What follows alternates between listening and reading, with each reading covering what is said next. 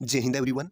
इस वीडियो में हम एसएससी एमटीएस 2021 का जो एग्जाम हुआ था उसका जो 5 जुलाई की फर्स्ट शिफ्ट का पेपर है, कंप्लीट पेपर को यहाँ पे हम सोल्व करने वाले हैं। प्रीवियस ईयर पेपर है ये, जिसमें कि आपके 25 क्वेश्चंस पूछे गए थे। और जो 2022 एमटीएस है, जो भी स्टूडेंट 2022 का एमटीएस देने वाले हैं और वो ये सोच रहे हैं कि क्या और कैसे पढ़े, यानी कि ग्रामर है, आपका वोकेब सेक्शन है, कॉम्प्रीहेंशन है, कैसे करना है, तो उन सभी के लिए मैं वन स्टॉप सॉल्यूशन लेके आया हूँ यहाँ पे कि आपको कुछ नहीं करना। ये जो वीडियोज आने वाली है, ये फर्स्ट है आपका सेट, इसी तरीके से प्रीवियस ईयर सारे सेट में करवाने वाला हूँ। और उनका जो सॉल्यूशन है आपको डेली बेसिस पे देखना है, पेशेंस के साथ में चीज़ों को समझते हुए।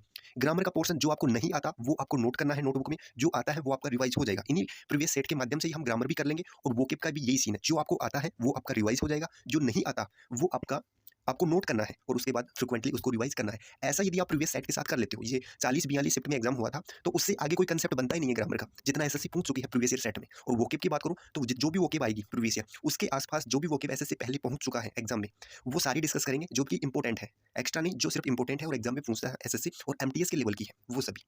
तो बस आपको एक ही बात बोलूंगा, पेशेंस के साथ में वीडियो देखिए और जो नहीं आता वो नोट करते जाइए। बस सिर्फ यही बोलूंगा कि आप इस सेट को कंप्लीट कर लीजिए। जो भी 25 क्वेश्चन आपके एग्जाम में एग्जामिनर पूछता है और उनका सॉल्यूशन देख लीजिए, कैसे आपको एग्जाम में करना है, आप खुद समझ जाओगे और खुद से रोजाना आप प्रैक्टिस सेट करोगे। तो देखो, पहला आपका क्वेश्चन है जो कि आपके एग्जाम में पूछा गया था। क्वेश्चन है आपका कि select the option that corrects the misspelled words in the given sentence. यानी कि आपको वो ऑप्शन सेलेक्ट करना है जो कि दिए गए सेंटेंस में मिस स्पेल्ड को करेक्ट करता है। मिस स्पेल्ड यानी जो गलत यहाँ पे दिया गया है, यानी कि यहाँ पे कुछ आपको गलत दिया गया है और उसको आपको करेक्ट बताना है कि इनमें से किन ऑप्शंस में वो करेक्ट है। तो देखो, आपको 4 ऑप्शंस यहाँ पे दिए गए हैं, ई है आपका, बी है, सी और डी है। तो देखो, इनकरेक्ट क्या दिया गया है, मिस स्पेल्ड यानी कि गलत मीनिंग, गलत स्पेलिंग, सॉरी स्पेलिंग, मीनिंग नहीं स्पेलिंग। तो देखो, यहाँ पे दिया गया है आपको सेंटेंस श्योरली, निश्चित ही नाउ वह अब हैज अर्न्ड कमा चुका है द रिस्पेक्ट, सम्मान। निश्चित ही वह अब सम्मान कमा चुका है, मास्टर यानी मास्टर का। तो देखो, उसके लिए बताया गया है कि वह अब मास्टर का सम्मान कमा चुका है, यानी उसे मास्टर बोला जाता है। तो किसी चीज़ में कोई पारंगत है उसी को बोलेंगे मास्टर। तो देखो, मास्टर की यहाँ पे जो स्पेलिंग है वो यहाँ पे गलत दी गई है और वो आपको यहाँ पे करेक्ट करके बतानी है कि किस ऑप्शन में करेक्ट है। तो आप सभी जानते हो कि मास्टर हम कैसे लिखते हैं, MASTER, ऐसे ही तो लिखते हैं मास्टर। तो किस ऑप्शन में दिया है आपको? आपको ऑप्शन नंबर ए में दिया है ना, तो ऑप्शन नंबर आपका ए करेक्ट हो जाएगा। देखो, ऑप्शन नंबर बी में दिया है, कोई मतलब नहीं है, सी भी आपका गलत है और डी भी आपका गलत है। इस तरीके ये काफ़ी इजी क्वेश्चन होता है मिस स्पेल्ड वाला, बस आपको वो स्पेलिंग आनी चाहिए, उसके बाद रिकॉग्नाइज करना इजी होता है। क्वेश्चन नंबर सेकंड है जो कि ग्रामर का आपका क्वेश्चन है। और क्वेश्चन आपका क्या है कि parts of the sentence has been given as options, यानी कि एक सेंटेंस है, उसके पार्ट्स बनाए गए हैं, टुकड़ों में बांटा गया है और उन टुकड़ों को ऑप्शंस बना के दिया गया है। वन ऑफ देम, उनमें से एक, मी कंटेन, उसमें हो सकता है एन एरर, कोई गलती। यानी कि इन 4 जो ऑप्शंस दिए गए हैं उनमें से किसी एक ऑप्शन में गलती हो सकती है। सेलेक्ट द पार्ट, वो पार्ट आपको सेलेक्ट करना है, दैट कंटेंस, जिसमें है द एरर, गलती, फ्रॉम द गिवन ऑप्शंस, ये जो ऑप्शंस दिए गए हैं उनमें से। इफ यू डोंट फाइंड, यदि तुम नहीं प्राप्त कर पाते हो, एनी एरर, कोई गलती, यानी तुम्हें यदि कोई गलती नहीं मिलती है, मार्क नो एरर, यानी कि फिर तुम्हारा आंसर होगा नो एरर। तो इसका मतलब ये है कि यदि यदि आपको एरर, यानी सेंटेंस में यदि एरर नहीं है, हो सकता है एरर तो हो लेकिन आप फाइंड नहीं कर सको, इसका मतलब ये बिल्कुल भी नहीं है। इसका मतलब है कि सेंटेंस में यदि एरर नहीं है, नो एरर है, तो फिर आपको ऑप्शन नंबर डी सेलेक्ट करना है, नो एरर। तो देख लेते हैं सेंटेंस क्या है और इसमें क्या एरर है। तो क्यों ऑप्शन नंबर ए में दे रखा है, देखो ये एक ही सेंटेंस है पूरा, उसको 4 भागों में इन्होंने डिवाइड किया है। पहले में दे रखा है द रिड्यूस्ड एयर प्रेशर, यानी कि कम किया हुआ एयर का जो प्रेशर है, the reduced air pressure on airline flights, यानी जो फ्लाइट्स हैं, विमान है, उनमें जो घटाया गया प्रेशर है, कैन लेसन, कम कर सकता है, लेसन। देखो, ये बहुत इंपॉर्टेंट स्पेलिंग है, तो ऐसे जो भी इंपॉर्टेंट आएगा ना वो मैं बताऊंगा, क्योंकि ये एसएससी पूछता है ये वाली मीनिंग, LESSEN, इसका मतलब होता है डिक्रीज करना, कम करना, ठीक है। कैन लेसन, कम कर सकता है, द अमाउंट यानी मात्रा को, ऑफ ऑक्सीजन, ऑक्सीजन की मात्रा को, यानी कि जो एयर प्रेशर कम किया गया है ना फ्लाइट में, वो कम कर सकता है किसकी मात्रा को, ऑक्सीजन की मात्रा को। और ये ऑक्सीजन है वो भी करेक्टली स्पेल्ड वर्ड में पूछा जाता है, इसकी स्पेलिंग पूछी जाती है OXYGEN, ठीक है। इन पैसेंजर्स, पैसेंजर की, देखो ये अपोस्ट्रोफी एस ऐसे ही लगता है जब आपका जो नाउन है ना वो प्लूरल होता है, जैसे पैसेंजर है, PASSENGERS, पैसेंजर्स यानी बहुत सारे नागरिक, वो यात्रीगण, सॉरी, बहुत सारी यात्रीगण। तो पैसेंजर्स लिखेंगे, जब हम इसका रिलेशन बताएंगे अपोस्ट्रोफी एस लगाएंगे, तो इसमें अपोस्ट्रोफी एस नहीं लगाएंगे, यहाँ पे सिर्फ अपोस्ट्रोफी लगेगा, ठीक है। ऐसा करते हैं जब भी प्लूरल होता है। यदि सिंगुलर होता, पैसेंजर होता, तो फिर हम पैसेंजर में क्या करते हैं, एस लगाते हैं, ठीक है। पैसेंजर्स ऐसे होता फिर ये, ओके। आई होप आप समझ पाए होंगे। उसके बाद है इन पैसेंजर्स ब्लड 425%, यानी ये कहना क्या चाह रहा है, इसका मतलब है कि the reduced air pressure on airline flights, यानी कि जो एयरलाइन की फ्लाइट में जो हवा का जो प्रेशर है वो कम किया गया था, कैन लिसन, वो कम कर सकता है, the amount of oxygen, oxygen की मात्रा को कम कर सकता है, इन पैसेंजर्स ब्लड, यानी जो यात्री है उनके खून में ऑक्सीजन की मात्रा को कम कर सकता है, 425%, यानी कि 25% तक। तो देखो 4 नहीं आएगा यहाँ पे आएगा। ऐसी चीजें बताने के लिए हम यहाँ पे यूज करते हैं बाई का, यहाँ पे आएगा कि बाई 25%, यानी कि 25% तक ये कम कर सकता है, ठीक है। तो हम बाई का यूज करते हैं, यहाँ पे प्रीपोजिशन का क्वेश्चन था, 4 नहीं आएगा, 4 का मतलब होता है के लिए, कोई सेंस ही नहीं बनेगा यहाँ पे, ठीक है। तो यहाँ पे आएगा बाई 25%। जैसे आप बोल भी सकते हो कि आई विल कम देयर, मैं वहाँ पे आऊँगा बाई 15 मार्च, यानी कि 15 मार्च तक, ठीक है। तो यहाँ पे भी उसका यही मतलब है कि 25% तक, ठीक है, 25% तक ऑक्सीजन ब्लड में वो कम कर देता है। तो आई होप आप समझ पाए होगे। देखते हैं नेक्स्ट क्वेश्चन। नेक्स्ट क्वेश्चन है वोकेब से क्वेश्चन पूछा गया था, select the most appropriate synonym of the underline part of the given sentence. तो देखो आपको एक सेंटेंस दिया जाएगा जिसमें एक वर्ड अंडरलाइन किया जाएगा, उसका आपको सिनोनिम पूछ सकता है, एंटोनिम पूछ सकता है, ठीक है। तो देखो सिनोनिम क्या पूछेगा, सेंटेंस क्या है, the plan is to demolish.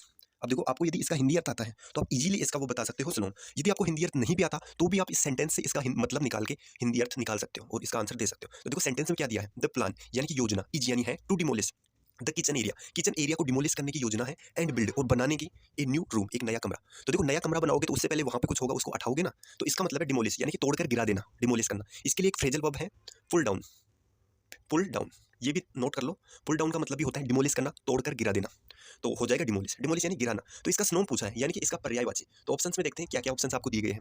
Option number A दिया गया है रिफर्बिश। देखो रिफर्बिश होता है किसी चीज को नया बनाना, फिर से उसको सजाना संवारना। जैसे फर्नीचर हो जाता है ना, पुराना हो जाता है तो उसको थोड़ा नया बना देते हैं, घिस करके कुछ नया उसमें ऐड करके उसको डेकोरेट करके, तो ये हो गया रिफर्बिश करना। उसके बाद है option number B forge, FORG। Forge यानी होता है मतलब आप नकली किसी चीज को, मतलब जाली चीजें बनाना, जैसे जाली नोट बनाते हैं ना, वो होता है फोर्ज करना, यानी कि नकल करना, ठीक है। सिंपली रूप से बताऊं तो नकल करना, फोर्ज करना। एक है आपका ऑप्शन नंबर सी, ये है रेज, RAZ। इसका मतलब भी होता है नष्ट करना, और डिमोलिश का मतलब भी था नष्ट करना, तोड़ करके गिरा देना, पुल डाउन। तो रीज हो जाएगा आपका इसका करेक्ट आंसर, रीज यानी नष्ट करना, तोड़ करके गिरा देना। ऑप्शन नंबर डी में दिया है करटेल। करटेल का मतलब होता है कम करना, किसी चीज में डिक्रीज करना, कमी करना। और अभी थोड़ी देर पहले आपने देखा था ना lesson, LESSEN, can lesson the amount of oxygen in passengers blood, ये आया था ना अभी। हाँ, तो लेसन यानी भी होता है कम करना, करटेल यानी भी होता है कम करना, एक दूसरे के क्या है, सिनोनिम्स है। तो बस यही कुछ वर्ड है भाई, 20 से 25 आप कर लोगे ना प्रीवियस सेट, और उसके साथ साथ मैं जो वोकेब आपको बताऊं और जो ग्रामर कंसेप्ट वो कर लो, बस इंग्लिश के लिए इनफ है। एसएससी में इससे ज्यादा नहीं पूछता, बार बार सेम चीजें रिपीट होती है, बस आप कंसंट्रेशन से रोजाना ये वाली वीडियो देख लिया करो, ठीक है।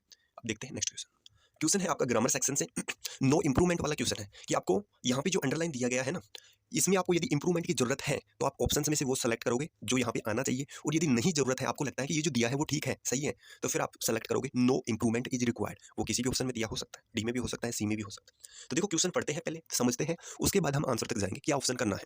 क्वेश्चन है आपका the water at her place was cool and had a metallic test.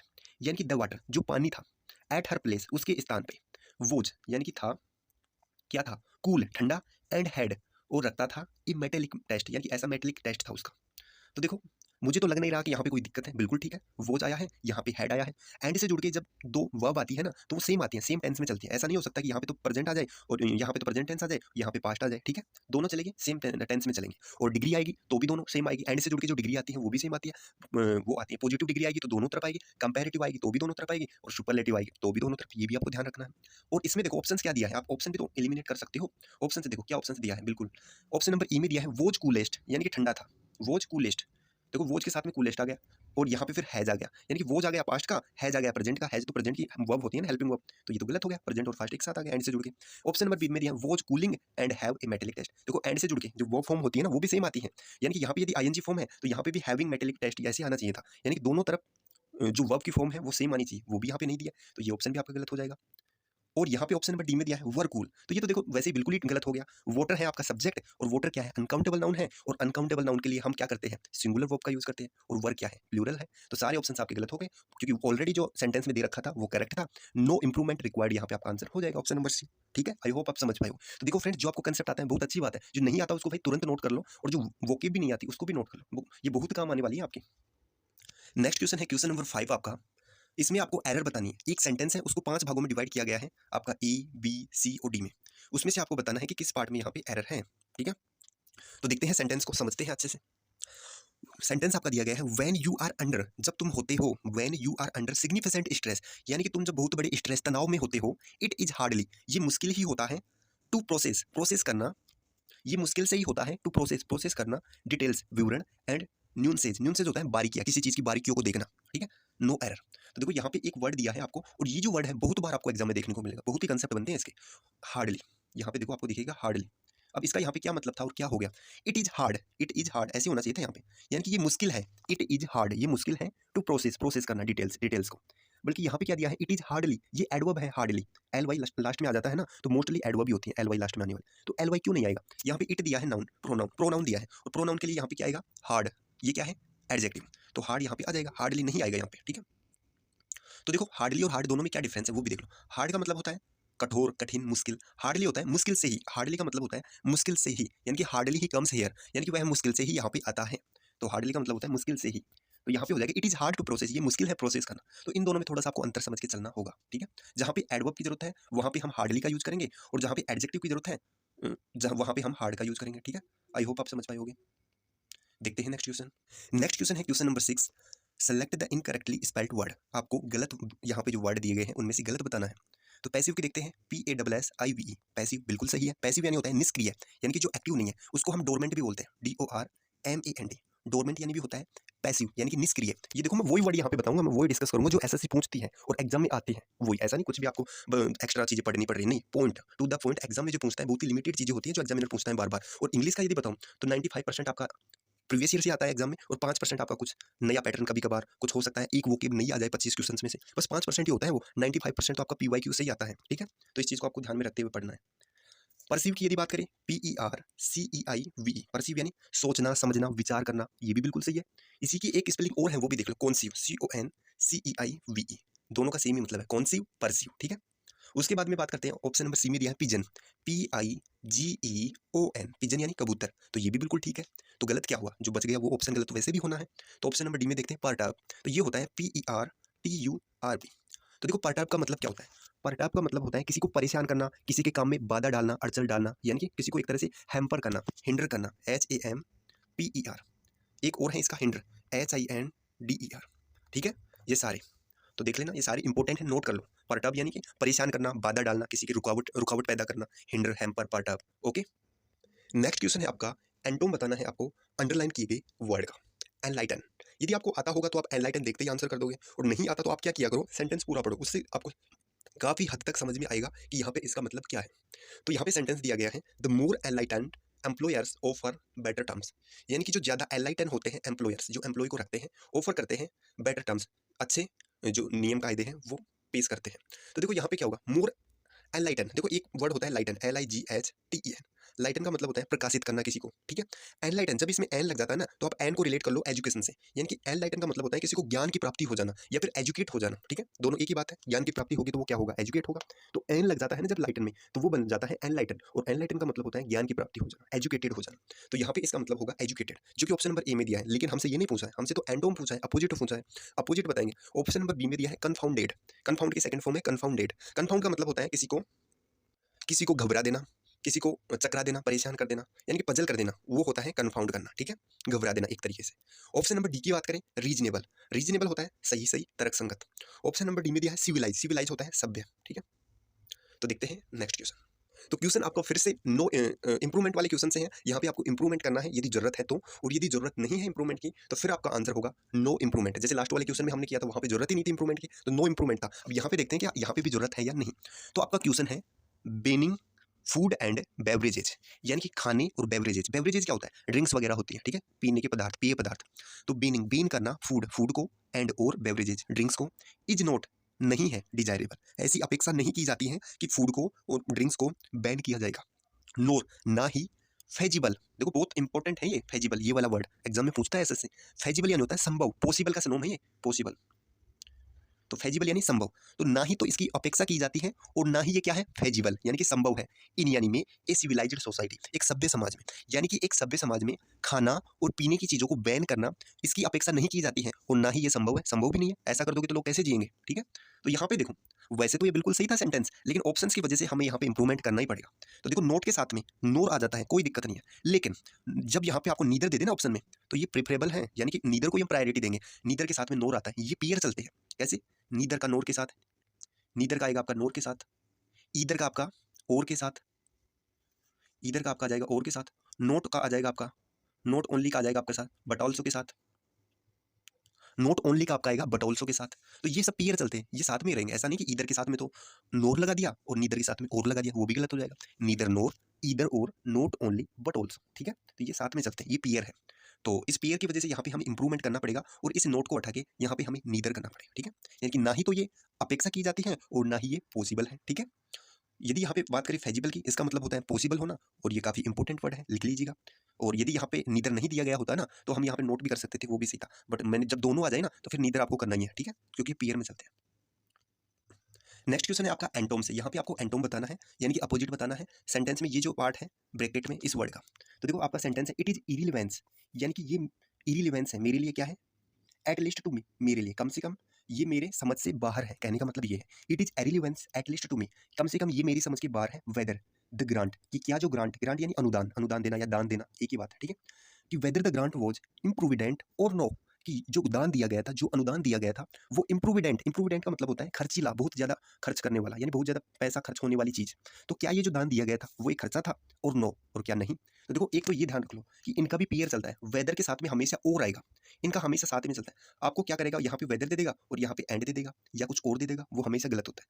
Weather के साथ में हमेशा और आता है, एक तो ये ध्यान रखो। दूसरा आपका कि इम्प्रूविडेंट, इम्प्रूविडेंट का मतलब है खर्चीला। आपको पूछा है एंटोम अपोजिट, तो आपको क्या बताना है? कंजूस, तो वो है ऑप्शन नंबर बी में।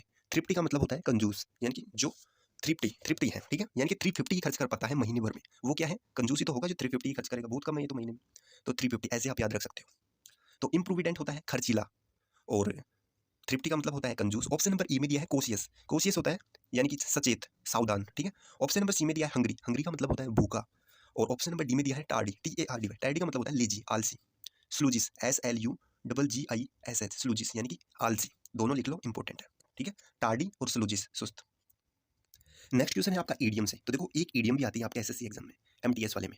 ईडियम आपका चू द सीनरी, सीनरी, चू द सीनरी। देखो चू का मतलब होता है चबाना, सीनरी का मतलब होता है जो प्राकृतिक दृश्य वगैरह होते हैं ना, कोई भी प्राकृतिक दृश्य, मान लो आप पर्वत को देख रहे हो, वो दृश्य है, वो भी सीनरी है, ठीक है। तो ये सारे क्या है? सीनरी। और एक और बात बताऊं, ये सीनरी इसका प्लूरल नहीं बनता, ठीक है, ये सीनरी रहता है हमेशा, सीनरीज नहीं होगा कभी भी। चू द सीनरी, तो इसका जो होता है, इसका मतलब होता है कि बहुत ज़्यादा इमोशनल हो जाना। बस ये थोड़ा याद करने वाली चीज़ें होती हैं ईडियम वगैरह, तो वो तो देखो आपको याद ही करना पड़ेगा। टू एक्ट ओवरली इमोशनल, यानी कि बहुत ज़्यादा इमोशनल हो जाना, वो होता है चू द सीनरी। यानी कि उस दृश्य को चबा जाना, यानी कि बहुत ही सुंदर दृश्य था लेकिन इमोशनल हो गए, तो वो क्या हो गया? उसको चबा गए, इमोशनल होना बहुत ज़्यादा, ठीक है। देखते हैं नेक्स्ट। देखो फिल इन द ब्लैंक से क्वेश्चन है और अच्छा कंसेप्ट है। तो क्वेश्चन है आपका ही क्लेम्स, वह दावा करता है, टू बी होने का, द, वह दावा करता है डैश किड बच्चा, इन द स्कूल, स्कूल में, वह ऐसा होने का दावा करता है स्कूल में। कैसा होने का दावा करता है? Smarting, smartness, smartest, smarter. तो देखो ये चीज़ आपको ध्यान रखें। अब यहाँ पे आपको थोड़ा सा भी यदि आपने पढ़ा है ना, तो आप देखते ही समझ जाओगे कि यहाँ पे डिग्री पूछी है, और डिग्री कौन सी आएगी? Superlative degree. सुपरलेटिव डिग्री क्यों आएगी? क्योंकि यहाँ पे दे दिया पहले, दे के बाद में सुपरलेटिव डिग्री आती है। पॉजिटिव डिग्री से पहले, कंपैरेटिव डिग्री से पहले दे नहीं आता। यहाँ पे आएगा द स्मार्टेस्ट, यानी कि वो सबसे ज़्यादा स्मार्ट, यानी कि सबसे ज़्यादा गुणवान व्यक्ति है, लड़का है, स्मार्ट लड़का है, ठीक है। तो स्मार्टेस्ट हो जाएगा द स्मार्ट। तो द के बाद में हमेशा सुपरलेटिव डिग्री आएगी द बेस्ट, बेस्ट के पहले भी, ठीक है। तो स्मार्टिंग नहीं आएगा, ING फॉर्म में स्मार्टनेस, ये NESS लगा के नाउन बना दिया इसको, ये डिग्री में आएगा नहीं। डिग्री हमेशा एडजेक्टिव और एडवर्ब की होती है, ठीक है, नाउन की नहीं होती। स्मार्टर, ये पॉजिटिव, ये कंपैरेटिव डिग्री है। स्मार्टर ER लगा के कंपेयर किया गया। स्मार्टर तो तब आता ना जब वो कंपेयर करता कि he is smarter than him, वह उससे ज़्यादा स्मार्ट है, ठीक है। तो ये दोनों चीज़ें बात करेगा तीनों में। देखो एक बार फिर से बता देता हूँ, तो ऐसे आ सकता है कि Ram is as smart as Shyam, कि राम श्याम के जितना स्मार्ट है, एज में बताएंगे पॉजिटिव डिग्री। उसके बाद में आते हैं कंपैरेटिव डिग्री, तो वो हम बना सकते हैं कि Ram is smarter, SMARTER, smarter than Shyam, यानी कि जो राम है वो श्याम से ज़्यादा स्मार्ट है, उससे ज़्यादा बता दिया ना, देन लगा के कंपैरेटिव। और सुपरलेटिव डिग्री दी है आपको, he claims to be the smartest kid in the school, यानी कि वह दावा करता है कि वह स्कूल का सबसे ज़्यादा स्मार्ट लड़का है, ठीक है, किड है, बच्चा है। तो आई होप आप तीनों डिग्रीज को समझ पाए होंगे। डिग्री से क्वेश्चन आएगा तो बस यही 3 पूछेगा, ठीक है। नेक्स्ट क्वेश्चन है आपका फिल इन द ब्लैंक से क्वेश्चन है, और ये होनोम से क्वेश्चन है, ठीक है। होनोम से क्वेश्चन है ये, यानी कि एक जैसे जो वर्ड होते हैं ना, जो प्रोनाउंसिएशन में भी सेम होते हैं, दिखने में भी सेम होते हैं, लेकिन उसका मतलब अलग अलग होता है सभी का, तो वो है ये क्वेश्चन। क्वेश्चन क्या है? माय टीचर, मेरे शिक्षक ने आस्क्ड, कहा, मी टू कीप, मुझसे होने को, क्या बोलने, होने को, कीप क्वाइट, चुप रहने को। टीचर क्या बोलेगा? क्वाइट, छोड़ने को थोड़ी बोलेगा। क्वाइट, इस क्वाइट का मतलब होता है किसी चीज़ को छोड़ देना। जैसे मान लो कोई आप कोई काम कर रहे हो तो आपने उसको क्विट कर दिया, यानी उसको छोड़ दिया, तो कीप क्विट होता है। उसके बाद option number B, keep quiet, इसका मतलब होता है शांत हो जाना, कीप क्वाइट, तो ये यहाँ पे आ जाएगा, यानी कि मेरे टीचर ने मुझे शांत रहने के लिए कहा। ऑप्शन नंबर सी में दिया है क्वांट, QUEINT, इस क्वांट का मतलब होता है अजीब होना। स्ट्रेंज, आपने सुना होगा स्ट्रेंज, अजीब। पिक्यूलर, इसका एक और है PECULIAR, अजीब, peculiar, strange, odd, ODD, odd, odd यानी अलग, डिफरेंट, ठीक है। और उसके बाद है डी वाला क्वाइट, क्वाइट इसका मतलब होता है काफ़ी हद तक, क्वाइट, QUIT, क्वाइट यानी काफ़ी। तो देखते हैं नेक्स्ट क्वेश्चन। क्वेश्चन नंबर 13 है, और इसमें आपको स्नो बताना है, पर्यायवाची बताना है हैस्टी का। देखो हैस्टी क्या होता है? हैस्टी होता है जल्दबाजी करना, उतावलापन होना, हैस्टी। तो ऑप्शन नंबर यहाँ पे ए में दिया है लॉक्ड, लॉक्ड यानी किसी चीज़ को बंद कर देना, लॉक कर देना। रिस्ट्रिक्ट, प्रतिबंधित कर देना, रिस्ट्रिक्ट कर देना। लेड बैक, लेड बैक होता है मतलब सुस्तीला, ढीला आदमी, बिल्कुल सुस्ती, सुस्ती से जो काम करते हैं ना, बिल्कुल ढीलेपने से बोलेंगे हाँ करेंगे करेंगे बाद में करेंगे, वो होते हैं laid back. Option number D में दिया है एक्सपीडिटिशियस, एक्सपीडिशियस, ठीक है। तो एक्सपीडिटियस होता है तेजी से होने वाला। देखो आपको आपने एक वर्ड जरूर सुना होगा एक्सपीडिट, EXPEDIT, एक्सपीडिट मोड। अभी जो एसएससी चल रही है आपकी जो एग्जाम्स वगैरह करा रही है वो किस मोड पे काम कर रही है? आप बोलते हो ना मिशन मोड, वो मिशन मोड तो है लेकिन उसको एसएससी बोलती है एक्सपीडिट मोड, यानी कि तेजी से काम करने वाला मोड। तो उसी से ये बना है एक्सपीडिटियस, यानी कि तेजी से होने वाला, उसी की एडजेक्टिव फॉर्म है, ठीक है, एक्सपीडिट मोड। तो ठीक है, एक्सपीडियस यानी तेजी से होने वाला, हेस्टी यानी भी तेजी से होने वाला, और लेड बैक होता है क्या, सुस्तीला ढीला आदमी, ठीक है। तो देखते हैं नेक्स्ट क्वेश्चन। इंप्रूवमेंट का क्वेश्चन है, फिर से डायरेक्शन आप देख ही चुके हो, डायरेक्ट क्वेश्चन देखते हैं। तो क्वेश्चन है आपका, many families are so poor to bear the cost of educating all their children, यानी कि मेनी फैमिलीज काफी सारे परिवार आर यानी है, सो पुअर इतने गरीब है, टू बियर सहन करने के लिए, द कॉस्ट ऑफ एजुकेटिंग पढ़ाने का जो खर्चा है, ऑल देयर चिल्ड्रन यानी कि उनके बच्चों का, यानी कि बहुत सारी जो फैमिली है वो इतनी पुअर है कि वो जो कॉस्ट ऑफ लिविंग है, कॉस्ट ऑफ एजुकेटिंग है, उनके बच्चों को पढ़ाने का जो खर्चा है वो सहन नहीं कर सकते। कहने का मतलब ये है, लेकिन यहाँ पे दिया है ना सो पुअर, इससे ये मतलब नहीं आ रहा बिल्कुल भी। तो यहाँ पे हम क्या करेंगे, टू पुअर, और वो क्यों करेंगे इसका भी एक लॉजिक है। देखो एक अभी मैंने बताया था ना पियर, नॉट ओनली के साथ में बट ऑल्सो आएगा, ईदर के साथ में और आएगा, नीदर के साथ में नोर होएगा, इसी तरीके से टू के साथ में टू आता है, ये भी एक पियर चलता है, ठीक है, टू के साथ में too. Many families are too poor, इतनी गरीब है, टू बियर सहन करने के लिए the cost of educating their children, यानी कि वो इतनी गरीब है कि सहन नहीं कर सकती एजुकेट करने का जो खर्चा है, ठीक है, कहने का मतलब ये है। तो टू के साथ में टू आएगा, ओके, आई होप आप समझ पाए होगे, और बाकी सारे ऑप्शंस का कोई मतलब है नहीं, गलत है यहाँ पे। क्वेश्चन नंबर 15 है, इसमें भी आपको एंटोम बताना है, अपोजिट बताना है, और क्वेश्चन में दिया है प्रीलस, बहुत ही इंपॉर्टेंट वर्ड है ये और बहुत ही बार एसएससी पूछ चुका है। प्रील, देखो एक होता है PERIL, प्रील का मतलब होता है डेंजर, खतरा, और प्रीलस का मतलब होता है खतरनाक, डेंजरस, ठीक है। तो यहाँ पे जो ऑप्शन नंबर ए में दिया है ना, आपको तो अपोजिट पूछा है डेंजर का, जो कि सेफ हो जाएगा, डेंजर यानी प्रीलस यानी खतरनाक, और सेफ यानी सुरक्षित, ठीक है। बल्कि यहाँ पे जो ऑप्शन नंबर ए में आपको दिया है वो है क्रूल, क्रूल का मतलब होता है निर्दयी। ऑप्शन नंबर बी में दिया है अनस्टेबल, अनस्टेबल यानी कि अस्थायी। ऑप्शन नंबर सी में दिया है वर्बोज, वर्बोज होता है बातूनी, टॉकेटिव, ठीक है। ऑप्शन नंबर डी में सेफ है, जो कि इसका आंसर हो जाएगा। देखते हैं नेक्स्ट क्वेश्चन। क्वेश्चन नंबर 16 है, वन वर्ड सब्स्टिट्यूशन से क्वेश्चन है, आपको ये जो ग्रुप दिया गया है इसके लिए एक वन वर्ड बताना है। क्वेश्चन क्या है आपका, ए थिंग, एक ऐसी चीज और सब्सटेंस वस्तु, दैट जो कि इज लिएबल टू, देखो ये क्या है, फिक्स प्रीपोजिशन है, वो भी मैं आपको बता दूंगा एग्जाम में जो भी आएगी, लिएबल टू यानी जो भी आएगा ना पूरी प्रैक्टिस सेट में इंपॉर्टेंट आपके एग्जाम के लिए, वो मैं सारा आपको नोट करवा दूंगा, बस आप ये कर लो, मैं बोल रहा हूँ, मतलब एग्जाम तक कंटिन्यू रहो, इससे बाहर कुछ नहीं जाने वाला, आपका वोकेब भी, आपका कॉम्प्रीहेंशन भी, और आपका ग्रामर सेक्शन भी, ठीक है। लिएबल टू इसका मतलब होता है, लिएबल टू यानी किसी चीज का कारण बनना, ठीक है। कहने का मतलब है कि थिंग और सब्सटेंस एक ऐसी वस्तु दैट इज लिएबल टू, जो कारण बनती है, कैच फायर इजीली, किसका, आग को जल्दी पकड़ने का, तो वो होती है इनफ्लेमेबल यानी कि ज्वलनशील। इनफ्लेमेबल का मतलब होता है ज्वलनशील, तो काफ़ी ऐसी ज्वलनशील चीज़ें होती है ना, जैसे पेट्रोल है, डीजल है, केरोसिन तेल है, तो ये क्या है, इनफ्लेमेबल है। ऑल आपकी जो एलपीजी गैस है ये भी इनफ्लेमेबल है, यानी कि लिएबल टू यानी कि ये बहुत ही लिएबल होती है, कैच फायर इजीली, फायर को बहुत ही जल्दी पकड़ लेती है। ऑप्शन नंबर बी में दिया है इनकम्बस्टिबल, इनकम्बस्टिबल का होता है जो आग नहीं पकड़े। ऑप्शन नंबर सी में है इनऑडिबल यानी कि जिसे सुना न जा सके। ऑप्शन नंबर डी में है एक्सटिंग्विशेबल, एक्सटिंग्विश होता है EXTINGUISH, एक्सटिंग्विश होता है आग को बुझा देना, तो एक्सटिंग्विशेबल हो जाएगा आग को बुझाने के लायक, यानी कि आग को बुझाने वाला एक तरीके से एक्सटिंग्विशेबल, ठीक है। क्वेश्चन नंबर 17 है, ये भी आपका वन वर्ड सब्स्टिट्यूशन है। एक ग्रुप ऑफ गन्स यानी कि एक बंदूकों का समूह है, और मिसाइल या फिर मिसाइल का, देखो मिसाइल के स्पेलिंग एग्जाम पूछ लेता है कई बार, MISSILE मिसाइल, ठीक है, ध्यान रखना एग्जाम में पूछता है।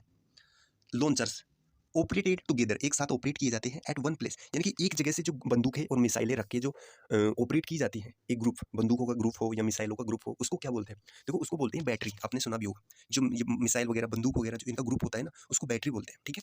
बाकी ये जो ऑप्शन नंबर बी और सी में दिया है ये इतने इंपॉर्टेंट वर्ड नहीं है। ऑप्शन नंबर जो डी में दिया है वो देख लो, सिमेट्री, इसका मतलब होता है कब्रिस्तान, और एक सिमेट्री और होती है जो कि आपके एग्जाम में पूछता है, वो है आपकी SYMMETRY, सिमेट्री। ये क्या है, ये तो कब्रिस्तान है, CEMETERY, सिमेट्री कब्रिस्तान। ये SYMMETRY ये सिमेट्री होती है समरूपता, यानी कि एक जैसी समरूपता। कैसे समझो इसे, जैसे मैं बोलूँ कि 5 का संबंध 25 से है तो 6 का संबंध 36 से होगा, यानी कि ये इसका स्क्वायर है, ये इसका स्क्वायर है, तो ये होती है सिमेट्री यानी कि समरूपता, ठीक है। देखते हैं नेक्स्ट क्वेश्चन। क्वेश्चन नंबर 18 है, और ये है आपका ईडियम, ईडियम बताना है, वंस कप ऑफ टी। देखो कप ऑफ टी होता है, it's not A T of my cup, ऐसे बोलते हैं ना लोग, यानी कि ये मेरी बस की बात नहीं है, it's not A T of my cup, okay, यानी कि किसी के बस की बात होना होता है tea of their cup, one's cup of tea, ठीक है। तो ऑप्शन नंबर डी में दिया है वंस चूजन और प्रीफर्ड थिंग, यानी कि किसी के द्वारा चुनी गई और उसी के द्वारा चयनित की गई चीजें, तो वो वही चीजें चयन करेगा, वही चुनेगा जो उसकी क्या है, बस की बात है, ठीक है। तो वो होता है कप ऑफ टी, यानी कि किसी के बस की बात होना। जैसे कोई काम यदि आपसे नहीं हो पाता तो आप बोल सकते हो it's not A T of my cup, okay. Next question है क्वेश्चन नंबर 19। ये भी आपका वन वर्ड सब्स्टिट्यूशन है। Select the appropriate one word substitution for the given group words.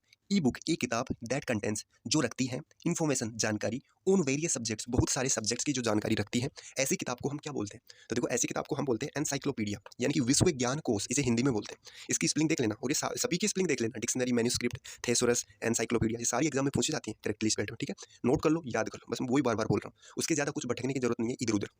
Encyclopedia होती है विश्व ज्ञान कोश। डिक्शनरी क्या होती है? डिक्शनरी जिसमें कि वर्ड्स होते हैं सारे फॉर्मेट में, ए से लेकर जेड के फॉर्मेट में। मैन्युस्क्रिप्ट होती है a book written by hand, हाथ के द्वारा लिखी गई किताब, ठीक है, मैन्युस्क्रिप्ट। थेसोरस, थेसोरस होती है शब्दकोश, ये भी एक तरह का डिक्शनरी टाइप ही होता है शब्दकोश, ठीक है? तो उसके बाद देखते हैं नेक्स्ट 20 नंबर क्वेश्चन है। इसमें आपको एरर फाइंड करनी है। उसके बाद 5 क्वेश्चन हमारे क्लोज टेस्ट के हैं जो कि आपका कॉम्प्रीहेंशन पार्ट है, उसको भी बहुत अच्छे से समझेंगे, ठीक है? क्वेश्चन है आपका साइंटिस्ट बिलीव करते हैं। देखो ये प्लूरल है साइंटिस्ट, इसलिए यहाँ पे जो वर्ब आई है ना आपकी मैन वर्ब, इसमें एस का यूज नहीं किया गया है, ठीक है?